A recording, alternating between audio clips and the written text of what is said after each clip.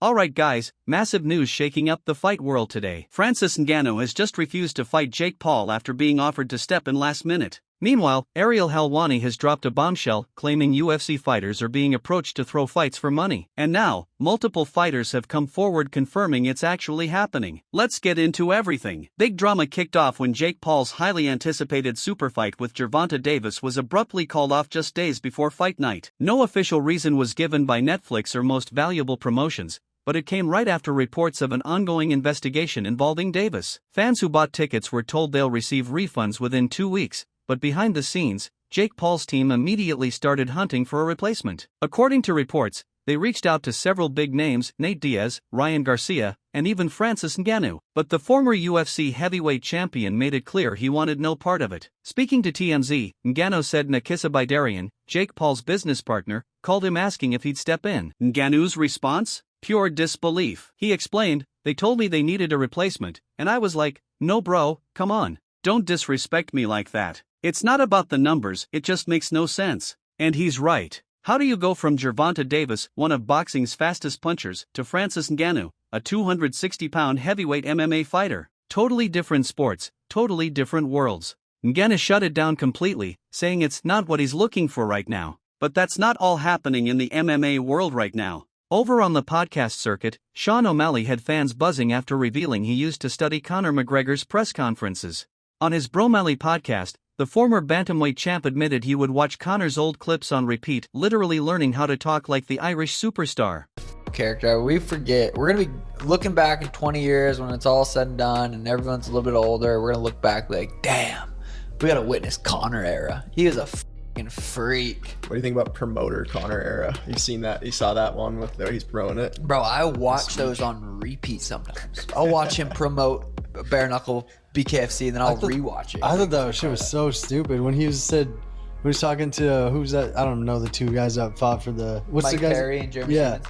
And when the way he was talking, I just thought he sounded so dumb. Conor? Oh, I was jealous. I'm like, I wish I could talk like that.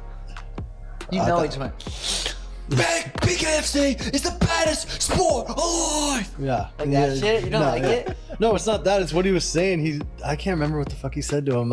If he loses, you out. I thought it was all just fucking gang. Or something about whoever won them, they had to fight Conor, the real boss, or some shit. I just thought it was dumb because he's not gonna do it.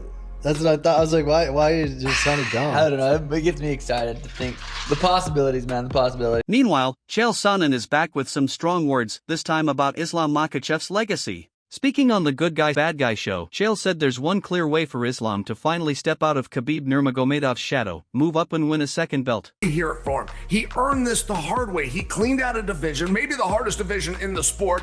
He's moved to another division. This is what it's all about. And not to mention, it's something he will never discuss. But if you don't always want to be the heir apparent to King Khabib's throne, you gotta do something that Khabib didn't do. And this is his opportunity. And I know inside that's not his motivation. He is not trying to show up Khabib. But I am just suggesting at some point his grandkids are going to look back on his career and they will now have something they can turn to that is different than Uncle Khabib.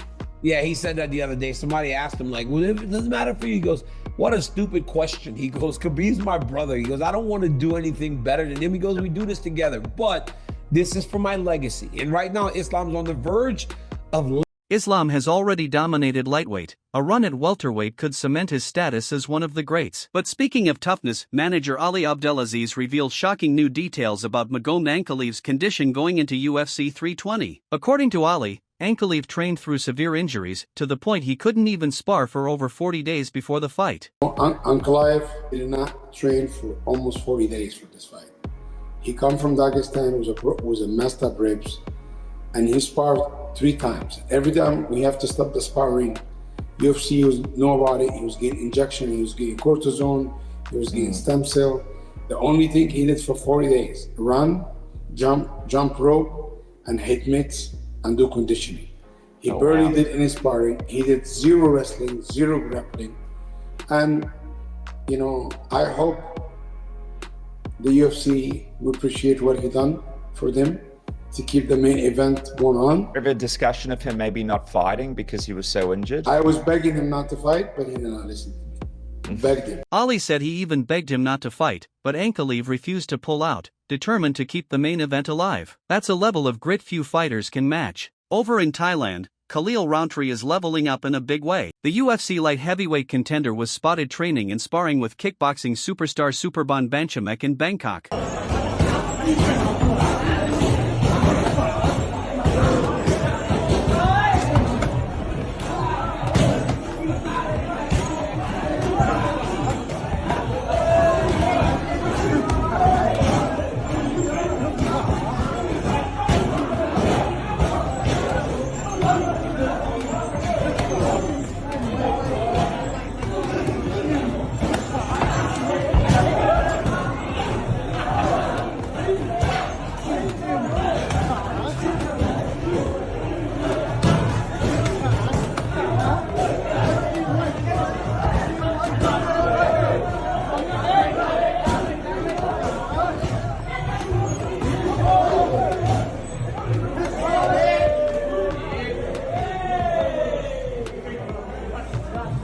It's another sign that Rountree is seriously refining his striking game, preparing for a big title run. And speaking of dominance, Ilia Topuria, the new lightweight king, showed off his submission skills this week, tapping out a training partner in under 30 seconds.